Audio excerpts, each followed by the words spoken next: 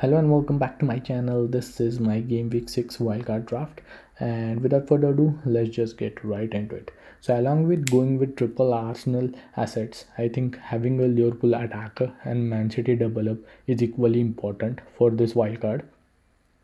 So firstly, talking about Arsenal, I think Raya and Saka are the nailed ones. Question arises whether to go with a second Arsenal defender or going with Havertz. So now that Gabriel Jesus is fit, Havertz played in midfield 3 in the Champions League and Jesus was subbed off around 60 minutes. So we don't know whether the same thing will happen in the Premier League or not. I'm recording this before the Man City versus Arsenal game, but I do think that Havertz starts up front at least in the Premier League.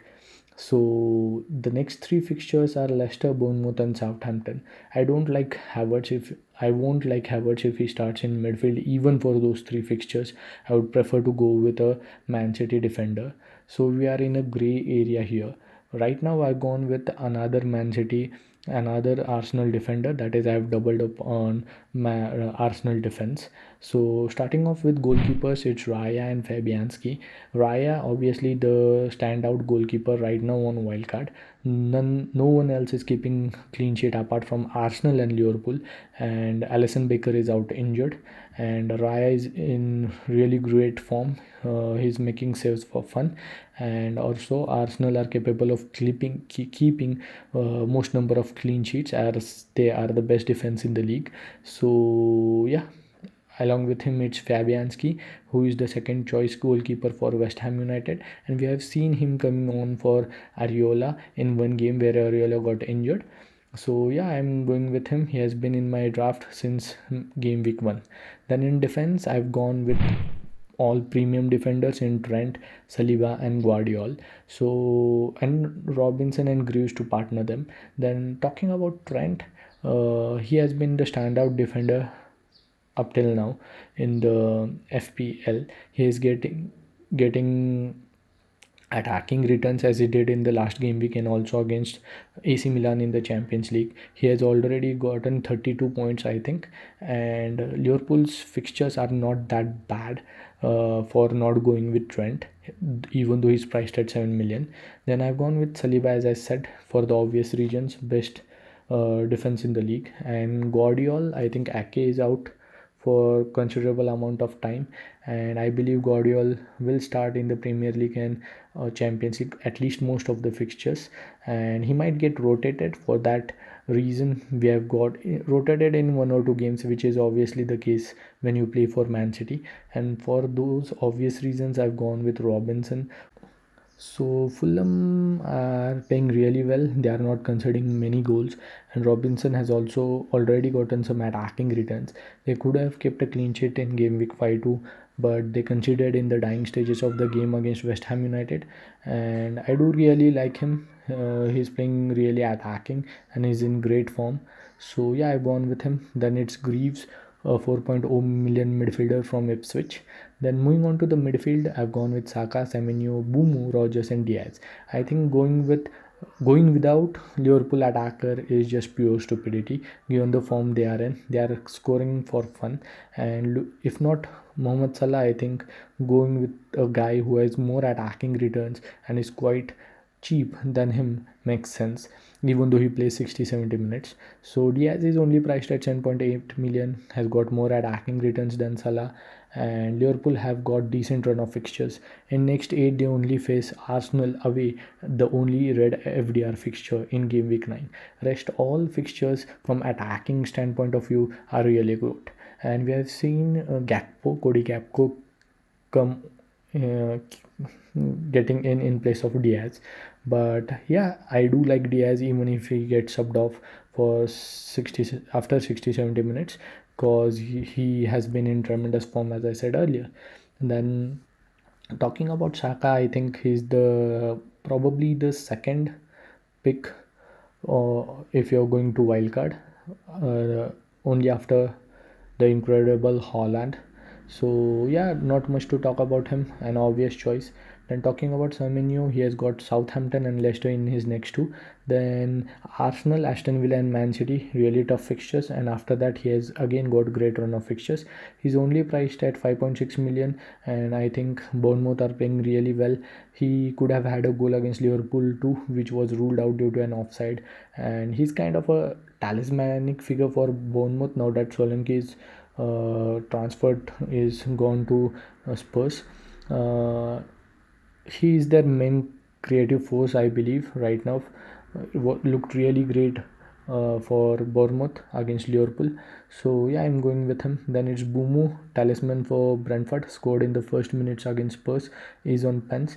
Visa being out injured does affect his attacking output, because that partnership is really good and he benefits from playing alongside Visa.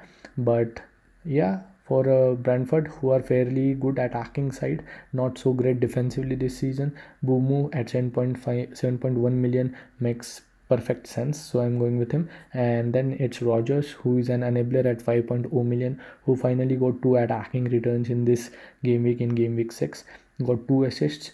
And after Ipswich they have Man United, then again Fulham. So decent run of fixtures. I definitely want him for Ipswich, and is a great enabler. Then up front it's Holland, DCL and João Pedro. Holland obviously the obvious captaincy pick for rest of the game weeks, and so I'm not going to talk much about him. Then DCL and João Pedro. Dominic Calvert-Lewin this season is playing more than 80-85 minutes, and really like him if he keeps on playing those minutes, and he looks fit. And Everton are also creating loads of chances. He didn't score in game week 6, but he did in game week 5, and they do have great run of fixtures. And if he keeps fit, I think he will be a great asset, and he's only priced at 6 million, so I'm going with him. And then it's João Pedro, who is out, kind of injured right now, might play in game week 6, but they do have tough run of fixtures in next 5. But we have a midfield who we can rotate with João Pedro, and I don't believe there's a much gap between João Pedro and Solanke in terms of attacking potential. Spurs aren't scoring for fun, neither are Crystal Palace if you choose to go with Mateta. So not many good players around 7.5 million, or I would rather go for João Pedro. He's priced at 6 and save that one more than 1 million, and he's on pens too, whereas I don't think Solanke will be on pens. And for Mateta, I think it's shared role between him and Eze. So I think going with João Pedro and banking that 1 million really makes sense, so I'm going with him. So right now it's a premium defender draft, and I do really like the look of it.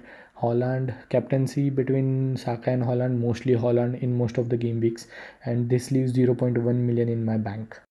So now let's just take a look at how this team looks in the future game weeks. So in game week 7, again, I think it looks pretty strong. You can also play Calvert-Lewin in place of Rogers if you want to. So yeah, really good squad for game week 7 too. For game week, so that's banking one free transfer. Then in game week 8, you can go with both Calvert-Lewin and Pedro, and you can just bench Semenyo against Arsenal. So again, banking transfer in game week 8. Then in game week 9, you can again so this is the one where Liverpool plays Arsenal. So this is where your both 6 million or 6 and 5.7 million forwards come in play.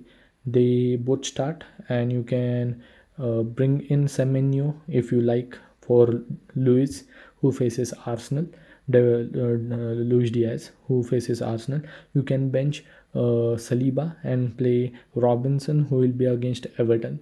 And I think you should definitely play Trent Alexander-Arnold, because he has got a tremendous attacking potential.